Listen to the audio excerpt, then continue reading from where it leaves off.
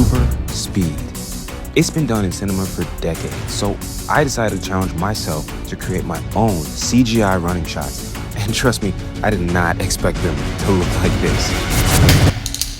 Super speed. Every time I see it, there's always something off about it. Either it's just a blur, or you kind of see the other actor, move a little weird because the footage has been sped up and you can clearly tell they just speed ramped it. Or a big cop-out is just a bunch of electricity everywhere and they just say that was super speed, boom. Maybe it's just the filmmaker in me, it just kind of takes me out of it a little bit. Now, it's not even really the director's fault or the writer's fault. Sometimes it's really down to budget or not a big understanding of how visual effects work, so they just do it the easiest way they can. Even showrunner Eric Kripke mentioned that they didn't have the budget that they wanted. The best example of super speed in movies in the past recent years is The Eternals. With Makari, she was running and it really felt like she was really running fast. There was no cop-outs, there was no extra stuff to it, it was just super speed at its finest. But that was just one movie and a few scenes. And not only that, that movie is not well known to the public as a great movie, unfortunately. They did have some of the best visual effects. I mean, don't even get me started on the Icarus stuff. That was super cool. The Flash TV show, I would say, had some pretty good visual effects when it came down to it and when they had time for it, but some of the super speed just threw me off and it completely took me out of the show. So how do we fix the super speed dilemma? Instead of just talking about it, I challenged myself to create a short film that used super speed the right way. And a short film, in my case, is gonna be like 1 or 2 scenes out of a movie. I'm gonna base this short film off the Makari scene because it's the best. And not the ending scene, that was also awesome, but the director did say that they had almost an endless budget for that movie, and that is a Marvel movie. So the challenge was actually filming it by myself. It wasn't just the 20 days or the visual effects, but doing it all by myself was also another challenge.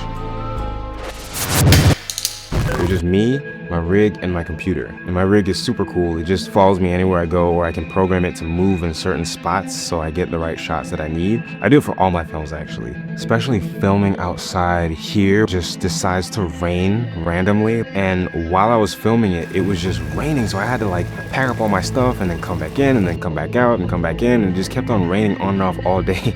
I ended up finishing it, but when I watched it back, it wasn't it didn't fully feel finished. There was parts missing, so I had to do a reshoot. The main thing that took up, I guess, most of the time, figuring out how to make the run look realistic and not stupid was probably the hardest part. First thing I did was motion capture, and that was already kind of an issue because I can't run in the motion capture suit for real, so I had to run with one leg while I was doing it. And that was fun, kind of, and when I animated the other leg, it kind of worked, but it just didn't, I don't know, it didn't feel like I was really making traction. So I got some reference videos and I started animating with that, and it worked. I realized when I was doing it, moving my arms super fast and legs super fast also looked weird. It wasn't really dependent on how fast my legs moved. It was on how strong my legs were. So every, step that I took was just a stride and a push forward to make me go faster and faster. And after a while, I ended up getting something that I really liked, and I was super proud of it. So the next challenge was making me move in 3D space, actually moving my character to make it feel realistic too. The run is one thing, but actually making me run and moving me throughout space, that's also another issue. And my gosh, the amount of time that took, I feel took up most of the days. When I did get it right, it was really fun. Taking those steps and making myself move super fast is one thing, but then if the camera motion and the body motion doesn't match, it just looks weird also. I could definitely see why Hollywood doesn't do all this extensive work to make super speed look real, and they just kind of do a quick blur or electricity. The Flash movie has scarred me. I liked the movie, but that part, I understand it was maybe an art direction thing or, scientific whatever. I'm sorry, it just took me out of the movie still. And I just don't like the skating. There was one shot in there that did look good, and I kind of like that. But again, I didn't want to use any lightning or anything like that. I wanted it to feel different. Once I, finally got the camera motion down, I figured out how I wanted to do it and move myself through space and how I want the camera to move. But having my CG double was really fun, and it was really hard to do at the same time too, because I had to match it up with what I was wearing on set and in real life. So I had to design the clothes and paint it, and I had to, even match my Crocs to the right Crocs that I was wearing and stuff like that. And I did that with my last video too, so I already knew how to do it, but doing it again, figuring it out, made it a lot better. So now I know how to change clothes and do modular things, and it all worked out. So here's a clip of what the final product kind of looks like.